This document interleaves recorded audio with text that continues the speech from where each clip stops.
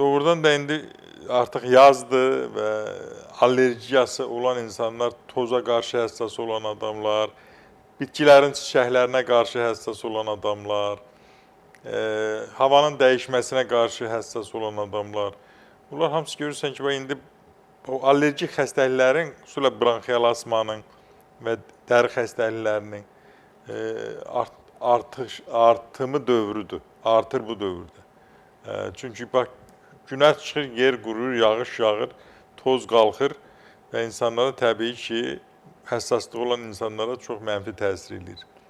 Bəzi kim boğulur, kim də dərdə səpkilər artır. Orada dediyim kimi, bronxial asma müalicəsində qurbağa ilə müalicə çox gözəldir.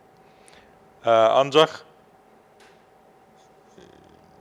digər xəstəliklərin müalicəsində, xüsusilə də dəridə olan səpkilərdə, dəyişikliklərdə də zəli ilə müalicə əla effekt verir. Bu baxımdan da təbii ki, bizdə Doktor Seyfəddin klinikasında da bu şikayətlərlə müraciət edənlər çoxdur.